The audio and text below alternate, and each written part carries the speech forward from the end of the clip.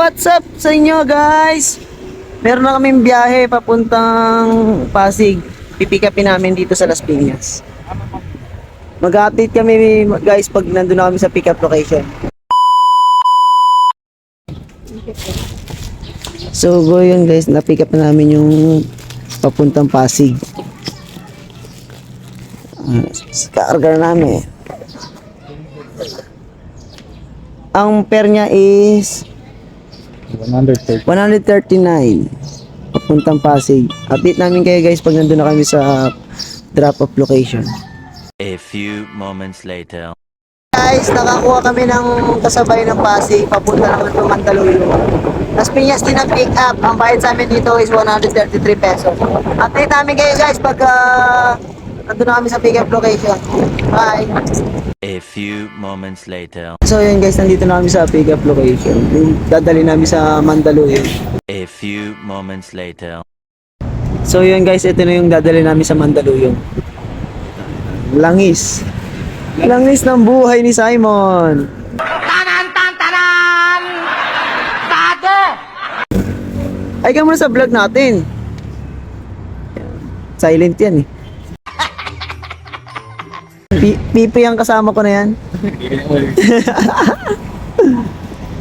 Hey guys, i-update namin kayo pag ando na kami sa may unang drop off namin sa Pasig. 2,000 years later. Guys, nandito na kami sa drop off namin sa Pasig. Deliver niya yung item. Update namin kayo pag lumabas na si Ma'am. A few moments later. Ayun na, may lumabas na po. Kati, kilala. Ayun na, deliver niya na guys. Punta na kami sa susunod na drop off namin sa Mandaluyong. Update namin kayo guys, bye. So yun guys, nakakuha kami ng Pasig to Mandaluyong. Kasabay nung drop off namin sa Mandaluyong. Ang fare niya is 79 pesos with paid by credit yun guys. Ang takbo namin is 3.2 km with 10 meters. Guys, update namin kayo mamaya.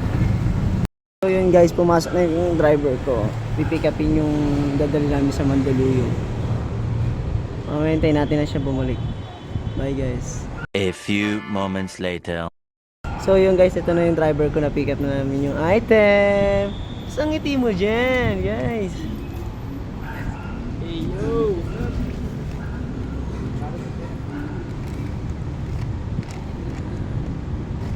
Lagay-lagay din pag may time. Close na natin guys para makabiyahe na kami doon sa Mandaluyong. Ito na. Ginu-google map niya na kasi hindi pa rin ito sa dadaan eh. Naliligaw eh. Ayan po. Okay guys, balitaan namin kayo guys pag nandun na kami sa drop-off location. Bye! Yun guys, nandito na kami sa drop-off location namin sa Mandaluyong. Ibababa nyo na yung item. Yun guys, nandito na yung driver ko. Let's go! Punta muna kami dun sa pangalawang drop-off namin. Update namin kayo guys pag nandun na kami. Bye! So yun guys, na-drop na namin sa Mandaluyong. Ngayon, nag-aantay pa rin kami ng booking namin. Tignan nyo guys oh. Walang magandang nalabas. Kaya update na namin kayo pag nakakauna kami. So yun guys, di namin kayo na-update kanina. Nakakuha kami ng Mandaluyong to Pasay. Ito po, 125 yung fare. Tapos nakakuha ulit kami ng Mandaluyong to Pasay din, 85 pesos. Pagsasabay namin yan mga sir kasi para hindi sayang yung biyahe. Update namin kayo sir pag nandun kami sa pick up ng tagi 85 pesos. Bye! A few moments later. So yun guys, nakaka-pick up na tayo nung tagi 85 pesos. Ayan, yung papuntang Pasay. Kasabay rin to ng isa. Papunta rin Pasay yun eh. Update ko lang na lang kayo sir pagka nandun na kami sa drop-off location. Ayun yung driver ko. Ayun. Nag-aantay. Pogi yan eh. Pwede na!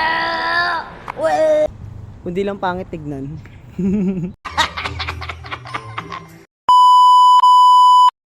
yun guys, punta na kami doon sa drop off location namin sa Pasay. Ang takbuhan namin is 31 minutes with 12 kilometer. Update na lang namin kayo guys pag nandun na kami sa drop off. Bye! A few moments later.